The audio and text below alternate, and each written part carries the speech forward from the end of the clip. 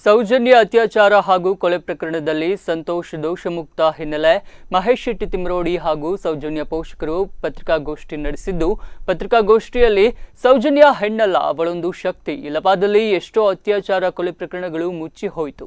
ಆದರೆ ಈ ಕೇಸ್ ಮಾತ್ರ ಇನ್ನೂ ಜೀವಂತವಾಗಿದೆ. ಇದಕ್ಕೆ ಕಾರಣ ಸೌಜನ್ಯ ಎಂಬ ಶಕ್ತಿ. ಧರ್ಮಸ್ಥಳದವರು ಸ್ಟೇಷನ್ಗೆ ಕೊಟ್ಟು ಆರೋಪಿ ಅಂದ್ರೆ ಅವರು ಆರೋಪಿಗಳು, ಆದ್ರೆ ಪೋಷಕರು ಹೇಳಿದವರು ಆರೋಪಿಗಳಲ್ವಾ? ಕಾನೂನಿನ ಒಳಗೆ ನಮಗೆ ನ್ಯಾಯ ಸಿಗುವುದಿಲ್ಲ. ಇನ್ನು ಅಣ್ಣಪ್ಪ ಮಂಜುನಾಥನೇ ತೀರ್ಮಾನ ಮಾಡಬೇಕು ಎಂದು ಹೋರಾಟಗಾರ ಮಹೇಶ್ ಶೆಟ್ಟಿ ತಿಮ್ರೋಡಿ ಹೇಳಿದ್ದಾರೆ. 11/10/2012 ನಿರಪರಾಧಿ ಆರೋಪಿ ಅನ್ನುವಂಥ ಸಂತೋಷನನ್ನು ಧರ್ಮಸ್ಥಳದ ಕೆಲಸದವರು, ಅಲ್ಲಿನ ವೀರೇಂದ್ರ ಹೆಗ್ಡೆ ಕೆಲಸದವರು ಹಿಡಿದು ಕೊಟ್ಟಿದ್ದಾರೆ ಅನ್ನುವಂಥ ಮಾಹಿತಿ ಬಂದ ಮೇಲೆ ನಮ್ಮ ಹೋರಾಟ ಪ್ರಾರಂಭ ಆಯಿತು. ಪ್ರಜಾಪ್ರಭುತ್ವ ವೇದಿಕೆಯ ಅಲ್ಲಿಂದ ಇಲ್ಲಿ ತನಕ 11 ವರ್ಷದಲ್ಲಿ ಏನೇನು ನಡೀತು, ಈ ಕೇಸು ಯಾವ ಯಾವ ದಿಕ್ಕಿನಲ್ಲಿ ಏನೇನು ಈ ಪ್ರಕರಣವನ್ನು ಮುಚ್ಚಿಸಿ ಹಾಕುವಂಥ ಪ್ರಯತ್ನಗಳು ರಾಜಕೀಯವಾಗಿ ಅಧಿಕಾರಿ ವರ್ಗದಿಂದ, ಸಾಮಾಜಿಕವಾಗಿ ಯಾರ್ಯಾರು ಎಲ್ಲೆಲ್ಲಿ ಸಾಕ್ಷಿ ನಾಶ ಮಾಡುವುದಕ್ಕೆ ಮುಖಾಂತರ ಎಲ್ಲೆಲ್ಲಿ ಯಾವುದನ್ನು ಯಾವ ರೀತಿ ಮುಗಿಸಬೇಕು ಎಲ್ಲವನ್ನು ಮಾಡಿದ್ದಾರೆ. ಆದರೂ ಸತ್ಯ ಅಂತ ಹೇಳಿದರೆ ಧರ್ಮಸ್ಥಳದ ಮಂಜುನಾಥ ಮತ್ತು ಅಣ್ಣಪ್ಪಯ್ಯ ಮುಚ್ಚಿಸಲಿಕ್ಕೆ ಬಿಡಲಿಲ್ಲ ಅದನ್ನು ಇಷ್ಟು ತನಕ 11 ವರ್ಷದಲ್ಲಿ. ಇನ್ನು ಮುಂದಕ್ಕೆ ಬಿಡುವುದಿಲ್ಲ. ನಾವು ಪ್ರಥಮ ಹಂತದಲ್ಲೇ ಹೋರಾಟವನ್ನು ಮಾಡಿದ್ದೇವೆ. ಅಲ್ಲಿ ಎಲ್ಲೆಲ್ಲಿ ತಪ್ಪಿದ್ದಾರೆ 1 ವರ್ಷ ನಾವು ಸುಮ್ಮನೆ ಕೂತಿದ್ದೇವೆ. 2012ರಿಂದ 2013 ತನಕ ನಾವು ಸುಮ್ಮನೆ ಕೂತಿದ್ದೆವು. 1 ವರ್ಷ ನಮ್ಮನ್ನು ಅಳ್ಳಾಡಲಿಕ್ಕೆ ಬಿಡಲಿಲ್ಲ ಇವರು. ಯಾರು ಈ ಹೋರಾಟವನ್ನು ದಿಕ್ಕು ತಪ್ಪಿಸಲಿಕ್ಕೆ ನೋಡಿದರೆ ಅವರು. ಯಾಕಂತ ಹೇಳಿದರೆ ಪ್ರಥಮ ಹಂತದಲ್ಲಿ ನಾನು ಹೇಳಬೇಕು ಇನ್ನೊಂದು ಸಲ, ಯಾಕಂತ ಹೇಳಿದರೆ ಸಮಾಜಕ್ಕೆ, ಇವತ್ತಿನ ಜನಾಂಗಕ್ಕೆ, ಯಾಕಂದರೆ 11 ವರ್ಷ ಆಯಿತು. ಈ ಸತ್ಯ ಸಂಗತಿ ಈಗಿನ ಯುವ ಪೀಳಿಗೆಗೆ ಮುಟ್ಟಬೇಕು, ಏನೇನು ತಪ್ಪಾಗಿದೆ ಅನ್ನುವಂಥದ್ದನ್ನು. ಈ ದೇಶದ ನ್ಯಾಯಾಂಗದ ವ್ಯವಸ್ಥೆ ಹೇಗಿದೆ, ಸಂವಿಧಾನದ ವ್ಯವಸ್ಥೆ ಹೇಗಿದೆ, ರಾಜಕೀಯ ವ್ಯವಸ್ಥೆ ಹೇಗಿದೆ, ಮತ್ತು ಡಿಪಾರ್ಟ್ಮೆಂಟ್ CBI ಇರ್ಬೋದು, COD ಇರ್ಬೋದು, ಪೊಲೀಸ್ ಇಲಾಖೆ ಇರ್ಬೋದು, ದೊಡ್ಡವರೊಟ್ಟಿಗೆ ಶಾಮೀಲಾಗಿ ಯಾವ ರೀತಿಯಲ್ಲಿ ಕೇಸನ್ನು ಮುಚ್ಚಿ ಹಾಕ್ಬೋದು ಅನ್ನುವಂಥದ್ದನ್ನು ಈ ಸಮಾಜಕ್ಕೆ ತೋರಿಸಿಕೊಟ್ಟಿದ್ದಾರೆ ಅನ್ನೋದು ನಾವು ಹೇಳಬೇಕು. ಯಾಕಂತ ಹೇಳಿದರೆ ಸೌಜನ್ಯನ ಅಪಹರಣದಿಂದ ಹಿಡಿದು ಅತ್ಯಾಚಾರ ಹಿಡಿದು ಕೊಲೆಯಾಗಿ ಹಿಡಿದ್ರಿಂದ ಎಲ್ಲೆಲ್ಲಿ ಏನೇನು ತಪ್ಪುಗಳನ್ನು ಮಾಡಿದ್ದೀನಿ ಈಗ ನಾವು ಪ್ರೆಸ್ ನೋಟಲ್ಲಿ ಅದನ್ನು ಕೊಟ್ಟಿದ್ದೇವೆ. ಅದು ಕಾನೂನಿನ ಚೌಕಟ್ಟಿನ ಒಳಗಡೆ ನಡೆದಂಥ ತಪ್ಪುಗಳು. ಇನ್ನು ಕೇಸು ದಾಖಲಾಗುವುದಕ್ಕಿಂತ ಮೊದಲು ಯಾವ ರೀತಿಯಲ್ಲಿ ಈ ಕೇಸನ್ನು ಮುಚ್ಚಿಸಿ ಹಾಕಿದ್ದಾರೆ. ಇದರ ಹಿಂದ್ಗಡೆ ಇರುವವರು ಯಾರು? ಒಂದು ಅತ್ಯಾಚಾರ ಕೊಲೆ ಹಿಂದೆ ಇದನ್ನು ಮುಚ್ಚಿಸಲಿಕ್ಕೆ ಇಷ್ಟು ಪ್ರಯತ್ನ ಪಡ್ತಾರೆ ಅಂತ ಹೇಳಿದ್ರೆ ಸಣ್ಣ ಜನಗಳಲ್ಲ,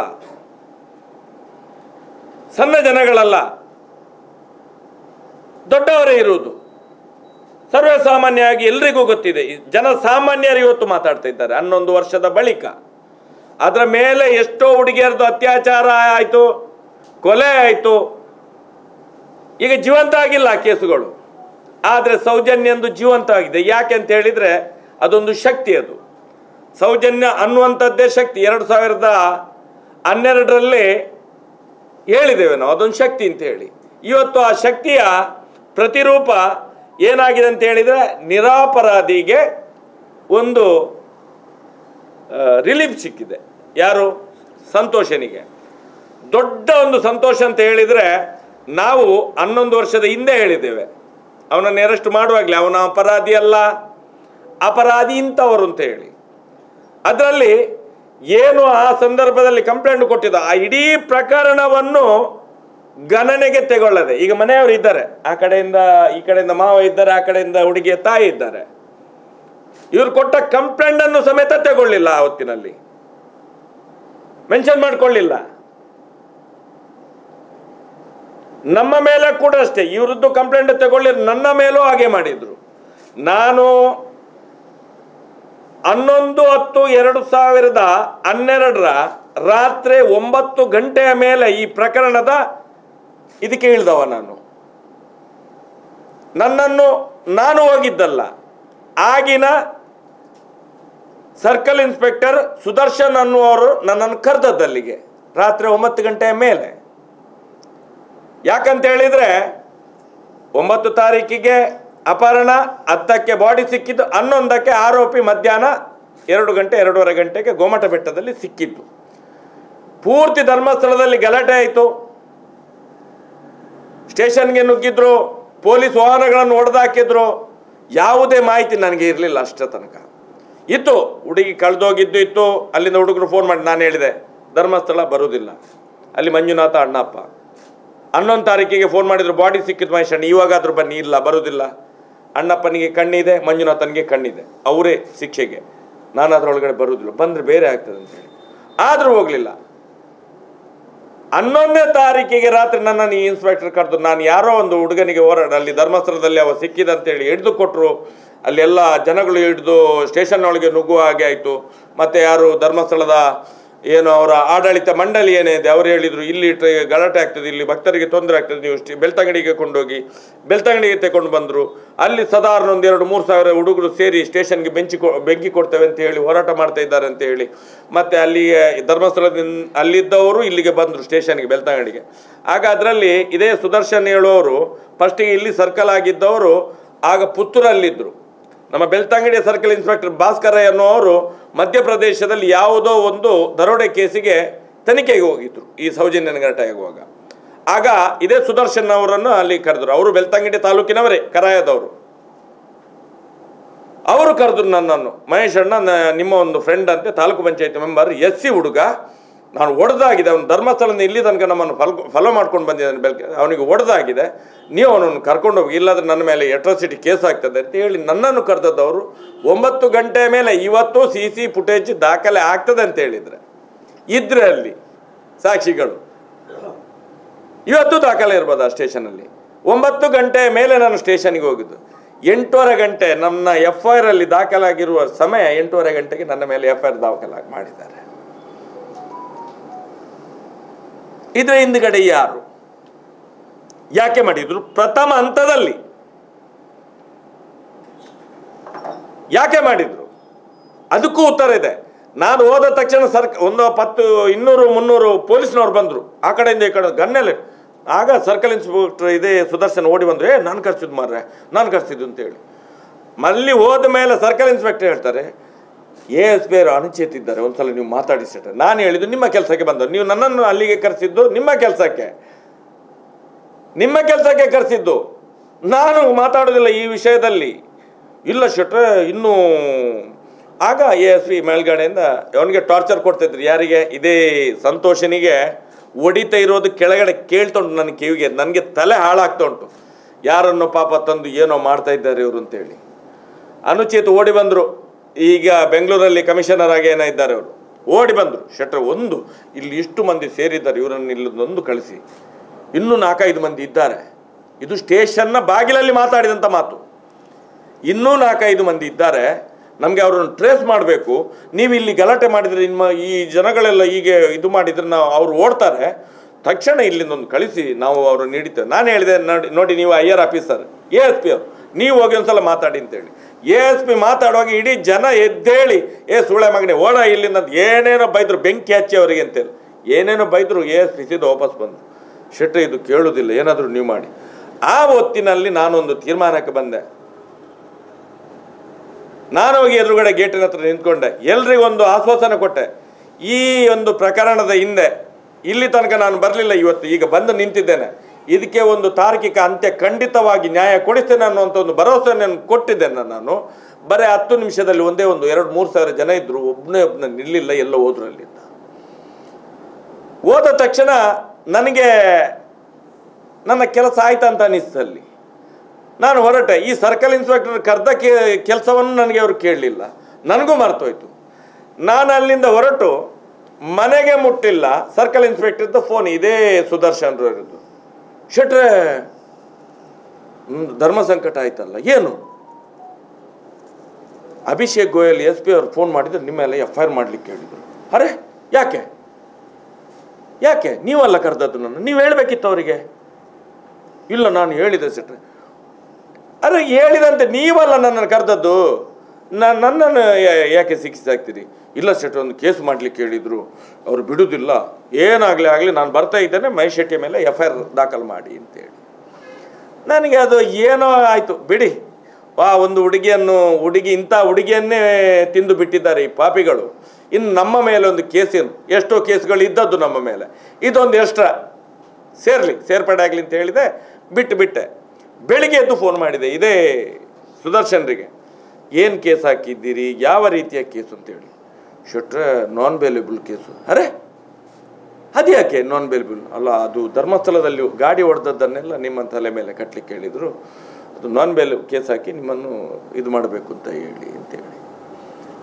ಅಯ್ಯ ನಾನು ಹೇಳಿದೆ, ಇದು ಯಾರು ಹೇಳಿದ್ದು? ನಿಮಗೆ ಗೊತ್ತಿದೆಲ್ಲ ಶೆಟ್ರೆ, ಯಾರು ಹೇಳೋದು? ದೊಡ್ಡವರು ಹೇಳಿದರು. ಇದೇ ಸುದರ್ಶನ್ ಹೇಳಿದ್ದು, ಇದೇ ಸರ್ಕಲ್ ಇನ್ಸ್ಪೆಕ್ಟರ್ ದೊಡ್ಡವರು ಹೇಳಿದ್ದು. ನಮ್ಮಲ್ಲೆಲ್ಲ ದೊಡ್ಡವರಂದ್ರೆ ಯಾರು?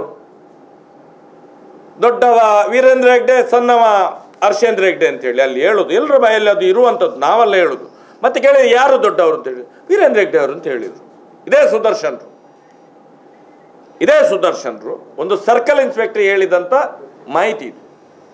ಅದಕ್ಕೆ ನಾನು ಹೇಳಿದೆ, ಆಯ್ತಪ್ಪ ಹಾಗಾದ್ರೆ ಅವರು ಇದ್ದಾರೆ ಈ ಪ್ರಕರಣದಲ್ಲಿ, ಆಯಿತು, ನಂದು ಚಾಲೆಂಜ್ ಇವತ್ತಿಂದ ಈ ಪ್ರಕರಣವನ್ನು ಒಂದು ಹಂತಕ್ಕೆ ಕೊಂಡೋಗಿದ್ರೆ ಬಿಡುವುದೇ ಇಲ್ಲ ನಾನಿನ್ನು, ನನ್ನ ಚಾಲೆಂಜ್, ಕೇಸ್ ಇನ್ನು 100 ಬೇಕಾದ್ರೆ ಆಗಲಿ ಬಿಡುವುದಿಲ್ಲ ಅಂತೇಳಿ ಆವತ್ತು ಶಪಥ ಮಾಡಿದೆ ನಾನು.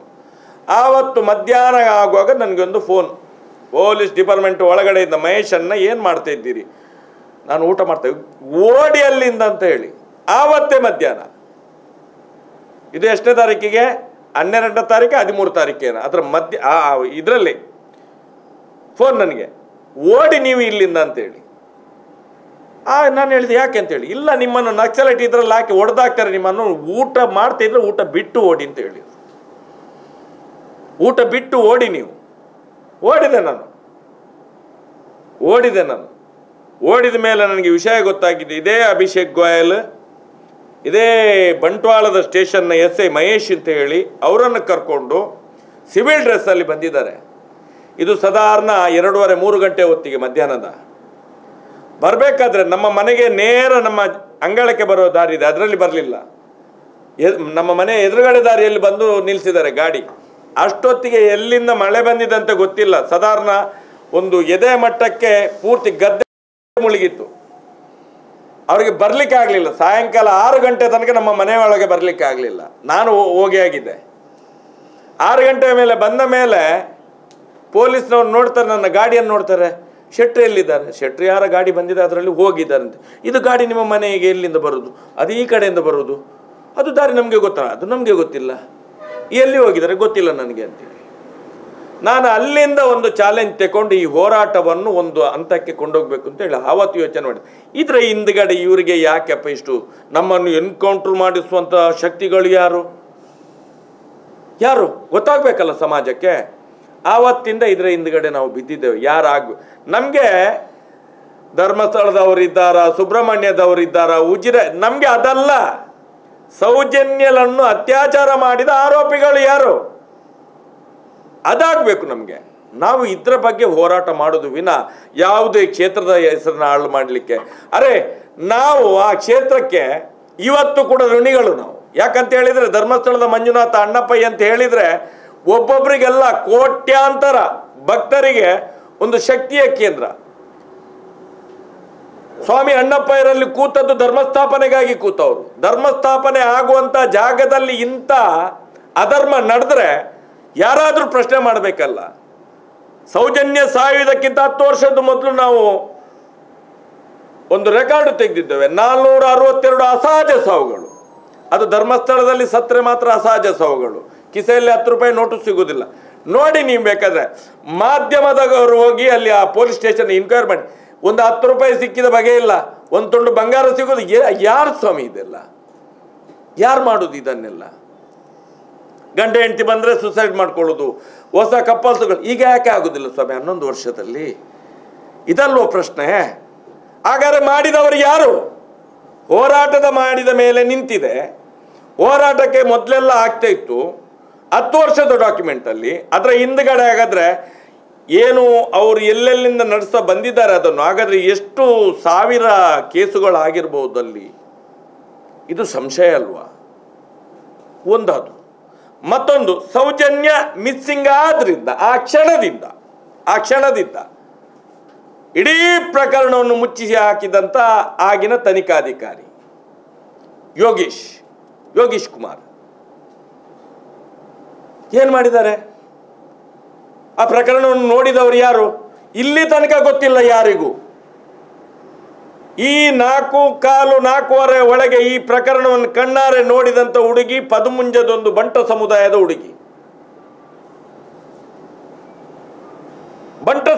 ಹುಡುಗಿ ಧರ್ಮಸ್ಥಳದ ಸ್ಕೂಲ್ ಬಸ್ನಲ್ಲಿ ಬರ್ತಾ ಇರಬೇಕಾದ್ರೆ 4:15 ಒಳಗೆ ಅದರಲ್ಲಿ ಆ ಸ್ಕೂಲಿನ HM ಕೂಡ ಇದ್ರು, ಪರಿಮಳ ಅಂತೇಳಿ. ಇದೇ ಬಂಟ ಸಮುದಾಯದ ಹುಡುಗಿ HMಗೆ ಹೇಳಿದೆ, ಮೇಡಮ್ ಯಾರೋ 4-5 ಮಂದಿ ಹುಡುಗಿಯನ್ನು ಎಳ್ಕೊಂಡು ಹೋಗ್ತಾ ಇದ್ದಾರೆ ಅಂತೇಳಿ. ಆಗ ಇದೇ HM, ನಿನಗೆ ಮದುವೆಗೆ ಇದು ಆಗಲಿಲ್ಲ, ನಿನ್ನನ್ನೆಲ್ಲ ಸಾಕ್ಷಿ ಮಾಡ್ತೀನಿ, ನೀನು ಬೊಬ್ಬೆ ಹೊಡಿಲಿಕ್ಕೆ ಹೋಗ್ಬೇಡಿ, ನೀನು ಸುಮ್ಮನೆ ಕೂರು, ನಾನಿದ್ದೇನಂತ ಹೇಳಿದರು. ಇದೇ ಪರಿಮಳ ಧರ್ಮಸ್ಥಳದ ಹೈಸ್ಕೂಲ್ನ HM ಅವರು ಮರುದಿವಸ ಕಂಪ್ಲೇಂಟ್ ಕೊಡ್ಲಿಕ್ಕೆ ಹೋಗಿದ್ದಾರೆ. ಅವತ್ತೇ ಸಾಯಂಕಾಲ ಕಮ್ಯುನಿಸ್ಟ್ ಪಾರ್ಟಿಯ ಯಾರೋ ಲೀಡರ್ಸ್ಗಳು ಕರ್ಕೊಂಡು ಹೋಗಿದ್ದಾರೆ. ಶಿವಕುಮಾರ್ ಹೆಂಡತಿ, ಅಲ್ಲಿ ಲಾಯರ್ ಇದ್ದಾರೆ, ಅವರ ಶಿವಕುಮಾರ್ ಹೆಂಡತಿ ಕರ್ಕೊಂಡು ಹೋಗಿದ್ದು. ಶೇಖರ್ ಲಾಯ್ಲ ಇವರೆಲ್ಲ ಕರ್ಕೊಂಡು ಹೋಗಿದ್ದು. ಸ್ಟೇಷನ್ನ ಒಳಗೆ ಹೋಗಿ ಒಂದು ಸ್ವಲ್ಪ ಹೊತ್ತಲ್ಲಿ ನಿಮ್ಮ ಹೇಳಿಕೆಗಳನ್ನು, ನಿಮ್ಮ ಕಂಪ್ಲೇಂಟನ್ನು ನಾಳೆ ತಗೊಳ್ತೇನೆ ಅಂತೇಳಿ ಆ ಯಂಗ್ಸನ್ನು ವಾಪಸ್ ಕಳಿಸಿದ್ದಾರೆ. ಒಂದು ಹುಡುಗಿ ಮಿಸ್ಸಿಂಗ್ ಆದ ಕೇಸನ್ನು ಯಾರು ಹೋಗಿ ಕೊಟ್ಟು, ಪೊಲೀಸ್ನ ಒಂದು ಕೆಲಸ ಏನು? ಪೊಲೀಸ್ ಇಲಾಖೆ ಯಾಕೆ ಇರೋದು? ಆ ಕೇಸನ್ನು ತಗೊಳ್ಳಿಕ್ಕಿರೋದು. ಒಂದು ಕೇಸನ್ನೇ ತಗೊಳ್ಳಿಲ್ಲ ಅಂತ ಹೇಳಿದ್ರೆ ಏನರ್ಥ? ಅಲ್ಲಿಂದ ಪ್ರಾರಂಭ ಆಗಿದೆ ಈ ಕೇಸನ್ನು ಪೂರ್ತಿ ನಾಮಾವಶೇಷ ಮಾಡಲಿಕ್ಕೆ. ಅಲ್ಲಿ ಮತ್ತೆ ಆ ಯಂಗ್ಸನ್ನು ಕರೀಲೇ ಇಲ್ಲ. ಯಾಕಂತ ಹೇಳಿದ್ರೆ ಯಾವ ಸಂಸ್ಥೆ ಇದೆಯೋ ಅದರ ಹಿಂದ್ಗಡೆ ಅವರಿಗೆ ಫೋನ್ ಆಯ್ತು, ನೀವು ಕಂಪ್ಲೇಂಟ್ ಕೊಡ್ಲಿಕ್ಕೆ ಹೋಗ್ಬೇಡಿ. ಅದು ಇಷ್ಟ ತನಕ ಯಾವುದೇ ತನಿಖೆಯಲ್ಲಿ ಪರಿಮಳ ಮತ್ತು ಆ ಬಂಟ ಸಮುದಾಯದ ಹುಡುಗಿ ಒಂದು ನೋಡಿದೆ. ಅವಳೀಗ ಅಲ್ಲಿ ಸ್ಕೂಲಲ್ಲಿ ಇದ್ದಾಳೆ ಇಲ್ಲೋ ಅದು ಗೊತ್ತಿಲ್ಲ, ಇನ್ನು ಮದುವೆ ಆಗಿ ಗಂಡನ ಮನೆಯಲ್ಲಿ ಅದು ಗೊತ್ತಿಲ್ಲ, 11 ವರ್ಷ ಆಯ್ತಲ್ಲ.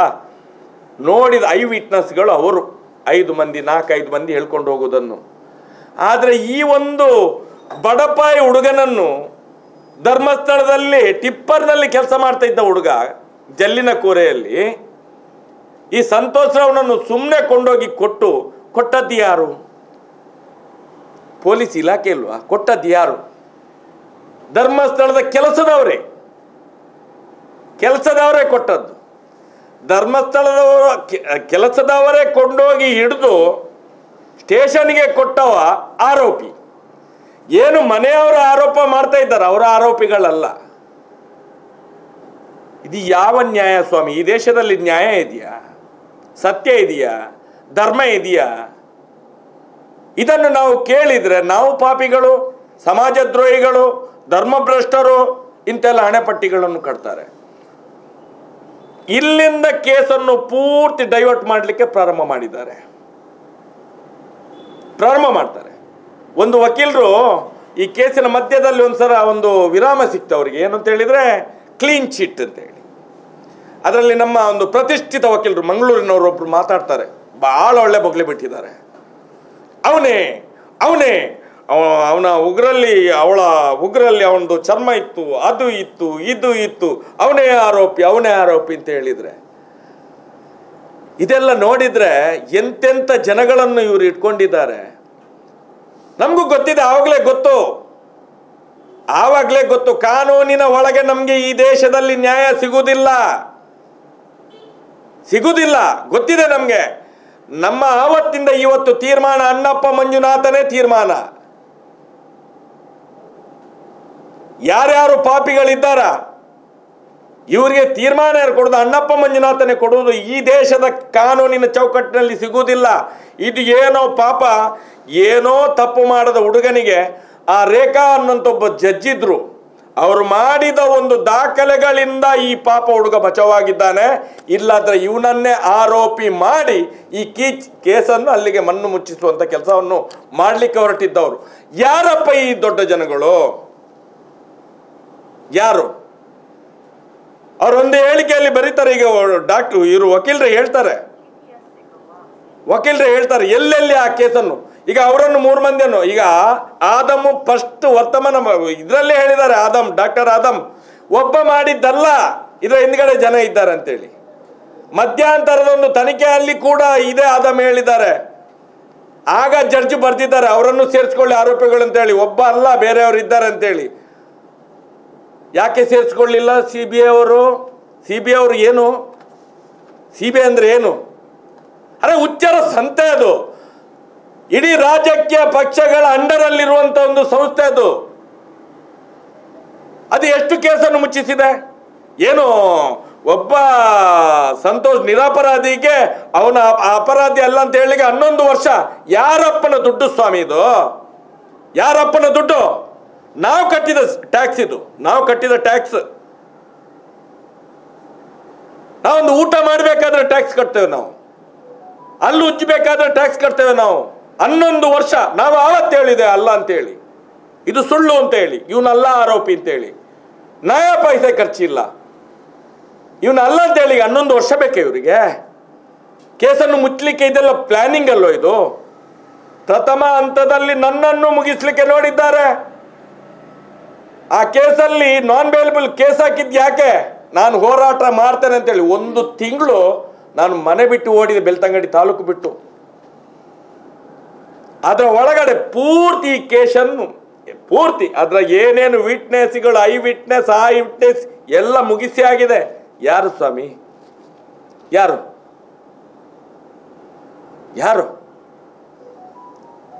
ಇದು ಸಮಾಜಕ್ಕೆ ಗೊತ್ತಾಗ್ಬೇಕಲ್ವಾ? ಮನೆಯವರ ಕಣ್ಣೀರು, ಊರವರ ಕಣ್ಣೀರು. 1 ವರ್ಷದ ಮೇಲೆ ಲಕ್ಷಗಟ್ಟಲೆ ಜನ ಸೇರಿ ಹೋರಾಟ ಮಾಡಿದ್ರು. ಹಾಗಾದ್ರೆ ಈ ಪ್ರಜಾಪ್ರಭುತ್ವದ ವ್ಯವಸ್ಥೆಯಲ್ಲಿ ಜನಗಳ ಒಂದು ಹೋರಾಟಕ್ಕೆ ಮನ್ನಣೆ, ಕಿಂಚಿತ್ತು ಮನ್ನಣೆ ಇಲ್ಲ ಅಂತ ಹೇಳಿದ್ರೆ ಈ ದೇಶದ ಕಾನೂನು ಬೇಕಾ ನಮ್ಗೆ? ಈ ದೇಶದ ಕಾನೂನು ಬೇಕಾ ನಮ್ಗೆ? ಬೇಕಾ? ಇದನ್ನು ಕೇಳುವಂಥದ್ದು ನಾವು. ಜನಸಾಮಾನ್ಯರಿಗೆ ಈ ದೇಶದ ಕಾನೂನಿನಲ್ಲಿ ನ್ಯಾಯ ಇಲ್ಲ, ಬದುಕಲಿಕ್ಕೆ ಇಲ್ಲ. ಮೊನ್ನೆ 16 ತಾರೀಕಿಗೆ ಪೂರ್ತಿ ಪಟಾಕಿ ತಂದು ಇಟ್ಟಿದ್ದಾರೆ ಹೊಡಿಲಿಕ್ಕೆ ಅಂತ ಹೇಳಿ. ಸಂತೋಷ್ ಕುಮಾರ್ ಅನ್ನು ಫಿಕ್ಸ್ ಮಾಡಿ ಕೇಸನ್ನು ಮುಗಿಸಿ ನಾವು ಜಯಗಳಿಸಿದ್ದೇವೆ ಅಂತ ಹೇಳಲಿಕ್ಕೆ ಹೊರಟಿದ್ದಾರೆ. ಬಿಡ್ಲಿಲ್ಲ ಅಣ್ಣಪ್ಪ ಸ್ವಾಮಿ, ಮಂಜುನಾಥ ಸ್ವಾಮಿ ಇನ್ನು ಮುಂದಕ್ಕೆ ಬಿಡುವುದಿಲ್ಲ. ನೆನಪಿರಲಿ, ಯಾರ್ಯಾರ ಈ ಅತ್ಯಾಚಾರ ಪ್ರಕರಣದಲ್ಲಿ ಏನೇನು ಸಪೋರ್ಟ್ ಮಾಡಿದ್ದಾರೆ ಇವರಿಗೆ, ಅವರ 8 ಮಕ್ಕಳು ಕೂಡ ತಿನ್ಲಿಕ್ಕೆ ಇದೆ. ಮಾಡಿದವರು ಯಾರಿದ್ದಾರೆ, ಅವರ ಬೆಂಗಾಲಿಗೆ ನಿಂತವರು ಯಾರಿದ್ದಾರೆ, ಎಲ್ರಿಗೂ ತಿನ್ಲಿಕ್ಕಿದೆ. ಎಲ್ರಿಗೂ. ಇದನ್ನು ನಾನು ಸ್ಪಷ್ಟವಾಗಿ ಹೇಳ್ತೇನೆ. ಯಾಕಂತ ಹೇಳಿದ್ರೆ, ಮಾತು ಬಿಡ ಮಂಜುನಾಥ, ಉತ್ತರದಿಂದ ದಕ್ಷಿಣಕ್ಕೆ ಬಂದಂತ ಅಣ್ಣಪ್ಪಯ್ಯನವರು, ಅವರು ಧರ್ಮಸ್ಥಾಪನೆಗೆ ಬಂದವರು, ಅಲ್ಲೇ ಇಂಥ ಘಟನೆ ಆಗ್ತದೆ. ಇವತ್ತಲ್ಲ ನಾಳೆ ತೀರ್ಮಾನ ಆಗಲೇಬೇಕು. ನಂದು ಚಾಲೆಂಜ್ ಅಣ್ಣಪ್ಪಯ್ಯನವ್ರ ಹತ್ರ, ಮಂಜುನಾಥ ಸ್ವಾಮಿ ಹತ್ರ ನನ್ನ ಚಾಲೆಂಜ್. ನಾವು ಸತ್ಯ ಹೇಳಿದ್ದೇವೆ. ನೀವು ರಾಜಕೀಯ ಮಾಡಿಕೊಂಡು ಏನೋ ಮಾಡಿಕೊಂಡು ನಿಮ್ಮ ಸ್ವಾರ್ಥಕ್ಕೋಸ್ಕರ ಈ ಕೇಸನ್ನು ಮುಚ್ಚಲಿಕ್ಕೆ ನೋಡಿದಿರಲ್ಲ, ನಿಮ್ಮ ಎಲ್ಲ ಸಂತಾನ ಕುಟುಂಬ ನಾಶ ಆಗಿ ಹೋಗ್ತದೆ. ಯಾರ್ಯಾರು ಈ ಆರೋಪಿಗಳ ಜೊತೆ ಸೇರ್ಕೊಂಡಿದ್ರು ಎಲ್ಲರೂ, ನಾಳೆ ನಾನು ಸೇರಿದ್ರು ನನ್ನ ಸಂತಾನ ಕುಟುಂಬ ನಾಶ ಆಗಿ ಹೋಗ್ತದೆ. ಅದು ಧರ್ಮಸ್ಥಳ. ಅದು ಆ ಸ್ಥಳದಲ್ಲಿ ಇಂಥ ಘಟನೆ ನಡಿಬಾರ್ದು. ಆ ಸ್ಥಳದ ಮಹಾತ್ಮೆಯನ್ನು ಉಳಿಸಬೇಕು ಅಂತ ಹೇಳಿ ಹೋರಾಟ ಮಾಡ್ತಿರೋದು ನಾವು. ಒಂದು ಹೆಗ್ಗಡೆ ಫ್ಯಾಮಿಲಿಯಿಂದ ಅದು ಹಾಳಾಗಬಾರ್ದು, ಒಂದು ಮನುಷ್ಯನಿಂದ ಹಾಳಾಗಬಾರ್ದು. ಸೌಜನ್ಯಳ ಹತ್ಯೆ ಫಸ್ಟ್ ಅಲ್ಲ ಇದು. ಇಂಥ 1000 ಘಟನೆಗಳು ಧರ್ಮಸ್ಥಳದಲ್ಲಿ ನಡೆದಿದೆ. ತನಿಖೆ ಆಗಿದೆಯಾ? ಸೌಜನ್ಯ ಸಾವಿದಕ್ಕಿಂತ ಎಷ್ಟು ದಿನಗಳ ಮುಂಚೆ ಆ ಡಬಲ್ ಮರ್ಡರ್ ಆಯ್ತು. ತನಿಖೆ ಮಾಡಿದ್ರ? ಸೌಜನ್ಯ ಸಾಕ್ಷಿಗಳು ಆತ್ಮಹತ್ಯೆ ಆತ್ಮಹತ್ಯೆ ಆತ್ಮಹತ್ಯೆ ಹೇಗೆ ಸ್ವಾಮಿ? ಸೌಜನ್ಯ ಸಾಕ್ಷಿಗಳೇ ಆತ್ಮಹತ್ಯೆ ಆಗೋದು? ಪೊಲೀಸ್ನವರು ಬರುವುದಕ್ಕಿಂತ ಮೊದಲೇ ಅದನ್ನು ಮುಗಿಸಿಬಿಡ್ತಾರಲ್ಲ. ಯಾರಿದು? ಯಾರು ಈ ಪ್ರಭಾವಿಗಳು? ಇದೇ ಮುಂಡಾ ಸುಧಾರಿಗಳು, ಇದೇ ಮುಂಡಾ ಸುಧಾರಿಗಳು ಹೇಳ್ತಾರೆ ಅವರು. ನಾವಲ್ಲ ನಾವಲ್ಲ. ಹೇಳಿ ಸ್ವಾಮಿ, ಮಂಜುನಾಥನ ಮುಂದೆ ಹೇಳಿ, ಅಣ್ಣಪ್ಪನ ಮುಂದೆ ಹೇಳಿ, ನಮ್ಮನ್ನು ಕರೀರಿ. ಯಾರ್ಯಾರು ಬಂದಲ್ಲಿ ಇದು ಮಾಡ್ತಿರಲ್ಲ, ಏನೋ ಆನೆ ಪ್ರಮಾಣ ಮಾಡೋದು ಎಲ್ಲಿ